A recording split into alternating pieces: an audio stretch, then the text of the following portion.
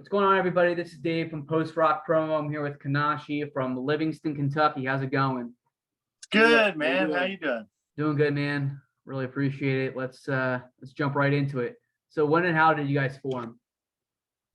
So during the COVID pandemic, I sort of started writing a lot of music. My metalcore band at the time and recently broke up due to COVID happening and everything. So I started kind of channeling my own anxieties and things like that into music during the pandemic. And eventually I met up with Eric and our bassist Smitty, and we just started pumping out all kinds of music, man.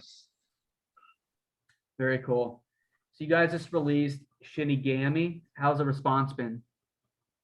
People are really loving Shinigami. Like, a lot of people are saying that we sound like Deftones if Deftones was shoegaze and all these other things. And it's very flattering, man, because like that's one of my favorite bands. So that's the big debate. Is Deftones considered shoegaze or not?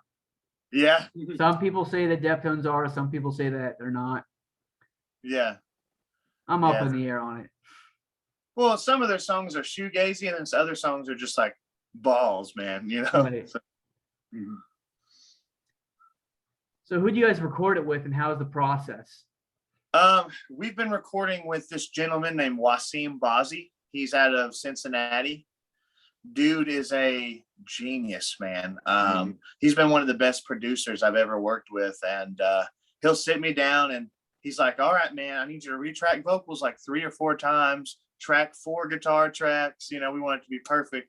He's been really essential for helping us find our sound and just dig deeper. It's been awesome. That's awesome. Yeah. So how's the scene in Livingston? Do you have a favorite local band, a favorite venue? Oh man, so Livingston, Kentucky is a very small town I grew up in. There's no venues. It's literally the town is not even a full like half mile in size. You could blink and miss it. I grew up in like the mountains with like dial-up internet until I was almost like 19, and there's nothing, man. There's absolutely nothing. It's a logging place. It's like a logging town. So who are your biggest influences?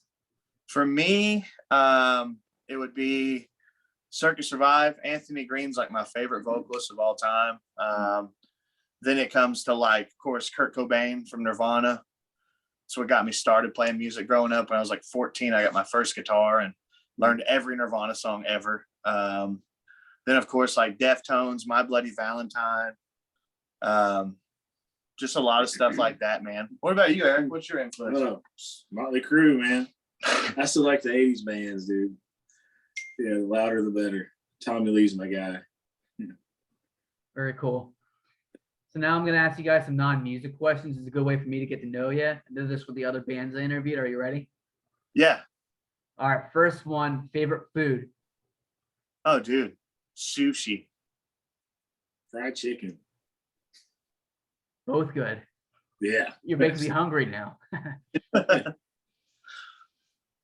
Favorite sports team? Green Bay. Go sports ball. Not a big sport guy. My whole family like the Packers. So that makes you a Packers fan too. Oh yeah. Who's your favorite player? I still like Brett Favre from back in the day. Classic. Yeah. From a childhood right there. Yeah, exactly, man. I think he's a class act too, man. I think he's got a great attitude. Do you think Aaron Rodgers is going to play this year? I don't know if he's going to play for the Pack or not, but yeah, he'll play. I don't know, man. I'm wondering if it's a scare tactic, it's trying to get him to, kind of listen to him a little bit. It's interesting. I've been following it. I guess we'll see. So if you guys could go back in time and talk to one world leader or person of influence, who would it be? Oh man, that's a good question. Jesus. I don't know, dude. That's tough. Maybe like someone I could gain a lot of insight from. Possibly like damn, what's his name, bro? There's a guy, dude. He's like this damn. That's a hard one. I guess like I'd go back and meet someone important like JFK or like John or like Martin Luther King Jr., someone like that, you know. Yeah, I go back, talk to Jesus, definitely. Be like, hey, where did we go wrong? Yeah. If you guys had $1 million and you could donate it to any charity, what charity? St. Jude, no doubt. Yeah, he's a paramedic, so that's one deep to his heart. Yeah.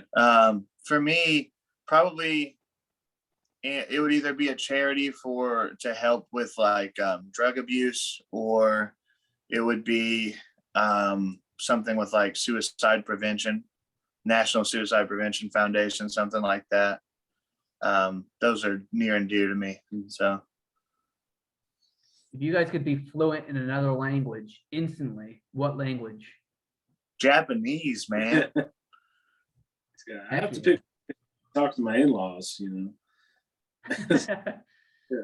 If I know what to watch, saying when she's yelling at me. Google Translator.